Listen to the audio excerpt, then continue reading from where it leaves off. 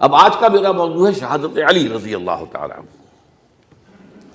اصل میں حضرت علی رضی اللہ تعالیٰ عنہ کی شہادت بھی اسی الفتنۃ الکبریٰ کا تسلسل ہے، وہ جو عبداللہ ابن سبا کا پیدا کردہ عظیم ترین فتنہ تھا، اسی کا ایک نتیجہ حضرت علی کی شہادت بھی ہے، لیکن وہ بات ذرا تفصیل سے سمجھنی ہوگی، اور اس کے لیے میں ممنون احسان ہوں۔ حال ہی میں ایک کتاب چھپی ہے، ڈاکٹر سید رضوان علی ندوی، وہ محقق ہیں تاریخ کے، انہوں نے بڑی تاریخی تحقیق کے بعد جو باتیں بیان کی ہیں وہ میں آپ کے سامنے رکھ رہا ہوں۔ عرب میں جنوب مغرب کی کونے میں، جہاں یہ یمن بھی آباد ہے، اس کے اوپر نجران ہے، اسی علاقے میں یمامہ کا علاقہ کہلاتا ہے۔ یہاں ایک قبیلہ آباد تھا، بنو تمیم۔ یہ جو لوگ تھے بڑے کرخت مزاج، جنگجو، اکھڑ، ضدی، اور جس بات کو ایک دفعہ مان لے اس پر اڑ جانے والے اور مر مٹنے والے۔ یہیں سے فتنہ پہلا اٹھا تھا، سب سے بڑا جو نئے جھوٹے نبی کھڑے ہوئے تھے ان میں سب سے بڑا تو مسیلمہ کذاب تھا، یہی تو علاقہ تھا، اور اس کے خلاف اس فتنے کی سرکوبی میں کتنے صحابہ، 1200 صحابہ ایک جنگ کے اندر شہید ہوئے، جن میں 500 جو ہیں وہ حفاظ تھے رضی اللہ تعالیٰ عنہ اجمعین۔ تو یہ لوگ جو یہ تھے بڑے زوردار لوگ۔ اس قبیلے کے بارے میں حضرت عمر رضی اللہ تعالیٰ عنہ نے ایک بڑی عجیب حکمت عملی اختیار کی، ان کو وہاں سے اکھاڑ کر اور ایران کی سرحدوں پر آباد کر دیا، اب جہاں پر جہاد ہو رہا تھا، تاکہ ان کے اندر جو یہ جنگجوئی ہے یہ اب اس مقصد کے لیے استعمال ہو، اب وہ دارالاسلام کی توسیع کے مقصد کے لیے استعمال ہو، اور وہ ہوئی۔ حضرت عمر نے 2 چھاونیاں بنائی تھی رضی اللہ تعالیٰ عنہ، کوفہ اور بصرہ، کیونکہ ظاہر بات ہے کہ اب جو اسلام کا دائرہ پھیل رہا تھا اور اسلامی حکومت پھیل رہی تھی، اور زیادہ تر جو ہے مشرق کی طرف پھیل رہی تھی، ایران اور خراسان وغیرہ کی طرف، تو اب مدینے سے اس کا کنٹرول اتنا آسان نہیں تھا، فاصلہ تھا، تو چھاونیاں بنائیں تاکہ یہ اس سرحد کے اوپر یہ موجودہ مرکز رہے، یہاں فوجیں موجود رہیں، کہیں کوئی بغاوت ہو تو اس کو کچلنے کے لیے وہ قوت فوری طور پر دستیاب ہو سکے۔ یہ لوگ ہیں کہ جو عبداللہ ابن سبا کی فتنے سے سب سے زیادہ متاثر ہوئے۔ ان کی مزاج میں وہ کجی تو تھی نا، حضرت عمر بھی ان کا جو ایک مضبوط کنٹرول تھا انہیں دبائے رکھا ہے، اور ان کا رخ جو ہے ایک دوسری طرف موڑ کر اس سے اسلام کو فائدہ پہنچایا۔ لیکن اس کے بعد جب فتنہ جو آیا یہ عبداللہ ابن سبا، تو سب سے بڑھ کر یہی لوگ اس کے ماننے والے، اور انہی میں سے وہ لوگ تھے جنہوں نے جانیں بھی دے دی ہیں، جنہیں حضرت علی نے زندہ جلایا ہے، اس لیے کہ وہ کہتے تھے کہ علی خدا ہے۔ اے علی تم خدا ہو، تم ہمیں آگ میں جلا رہے ہو، یہ تو تم ہمارا امتحان لے رہے ہو۔ وَلَنَبْلُوَنَّكُمْ بِشَيْءٍ مِّنَ الْخَوْفِ وَالْجُوعِ وَنَقْصٍ مِّنَ الْأَمْوَالِ وَالْأَنفُسِ وَالثَّمَرَاتِ۔ اب وہ اس آیت کو اپنے اوپر منطبق کر رہے ہیں۔ تو یہ جو کرخت لوگ تھے، انہوں نے در حقیقت جو ہے عبداللہ ابن سبا کے کردار میں سب سے بڑا رول پلے کیا، اور انہی کے ہاتھوں حضرت عثمان شہید ہوئے رضی اللہ تعالیٰ۔ اور اس کے بعد انہوں نے حضرت علی رضی اللہ تعالیٰ عنہ کو اپنے گھیرے میں لے لیا، کیونکہ انہی کی کثیر تعداد موجود تھی مدینے میں جب حضرت عثمان شہید ہوئے۔ اس کے بعد اب ظاہر بات ہے کہ کوئی نہ کوئی تو خلیفہ ہونا چاہیے تھا۔ حضرت طلحہ سے کہا گیا، انہوں نے معذرت کر لی، حضرت زبیر سے کہا گیا، انہوں نے معذرت کر لی۔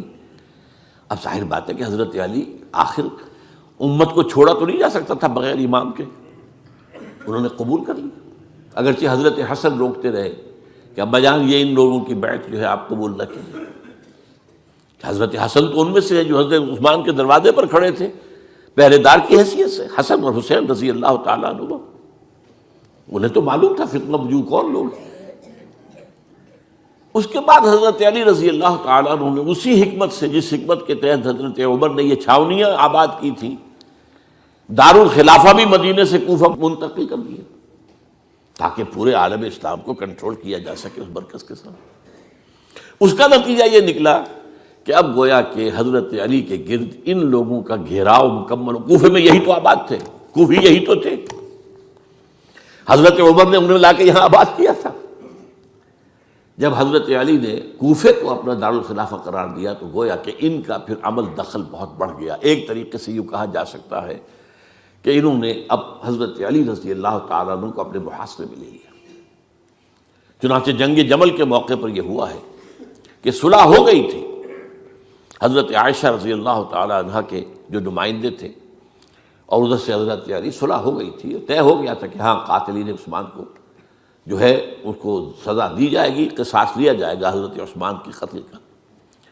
لیکن ان لوگوں نے 10,000 آدمی کھڑے ہو گئے کوفے کے اندر، ہم سب قاتل ہیں عثمان کے، لوگ قصاص ہم سے اگر لے سکتے ہو،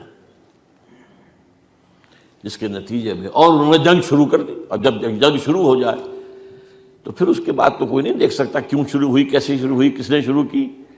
اب تو یا مارو یا مرو، دو ہی باتیں ہوتی۔ 10,000 مسلمان ایک رات میں شہید ہوئے جنگ جمل میں۔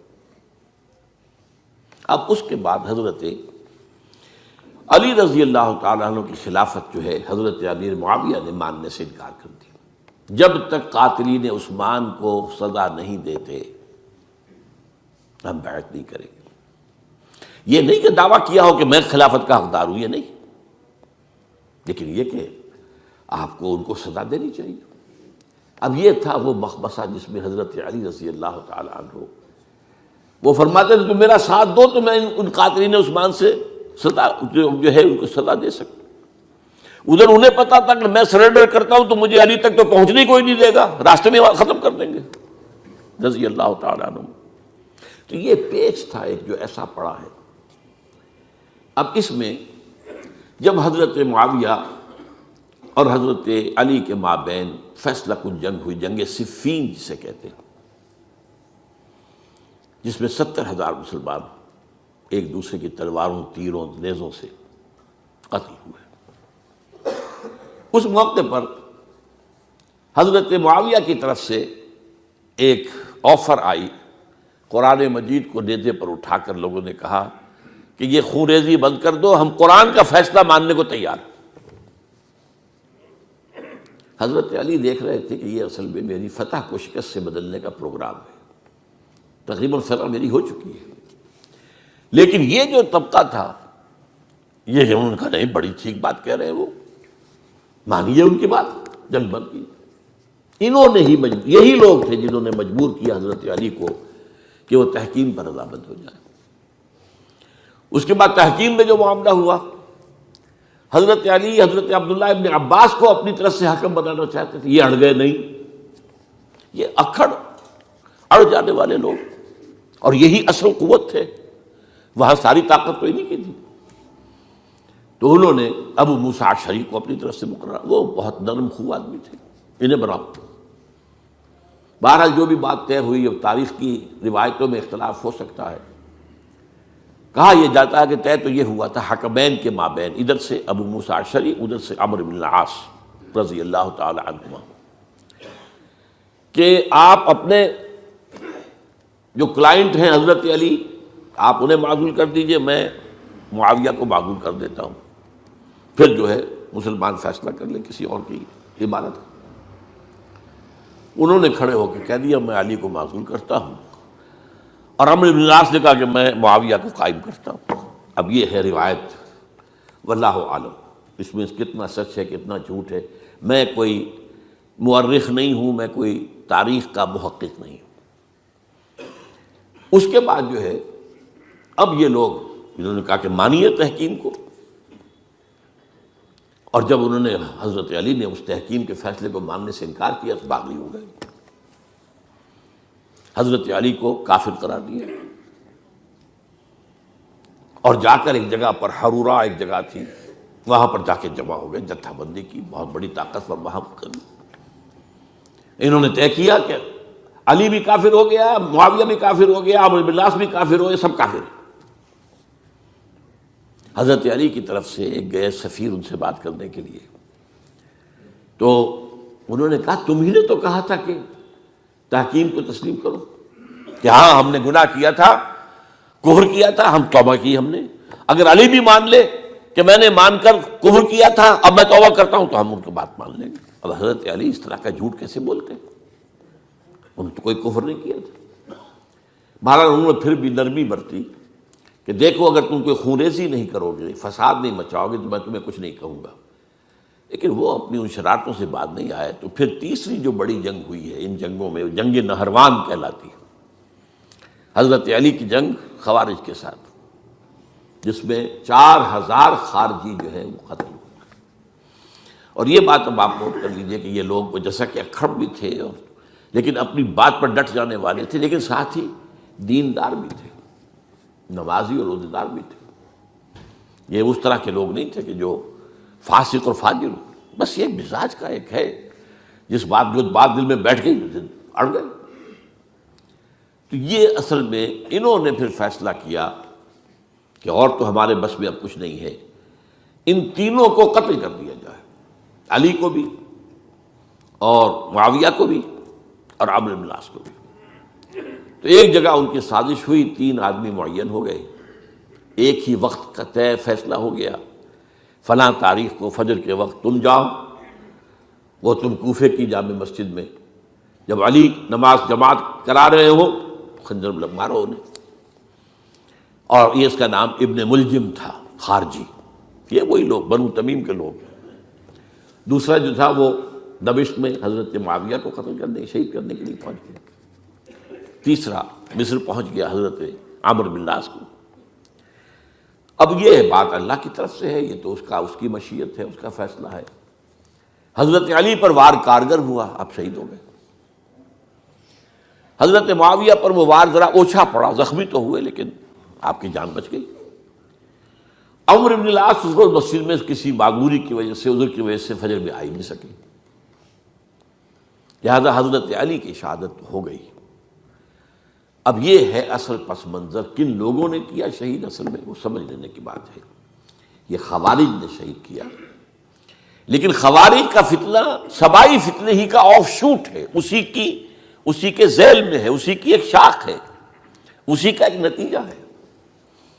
یہ خوارج جو ہے بعد میں بھی ان کی مسلسل جو ہے وہ جنگیں رہی ہیں۔ بہرحال اس صورتحال کو یہ سمجھ لیجئے کہ یہ خلفائے ثلاثہ رضی اللہ تعالی عنہ، حضرت عمر شہید، عثمان شہید، علی شہید۔ عجیب بات ہے کہ تینوں کا نام عین سے شروع ہوتا ہے، عمر عین سے، عثمان عین سے، علی عین سے، تینوں شہید ہوئے ہیں۔ لیکن یہ کہ یہ ہے تاریخی پس منظر۔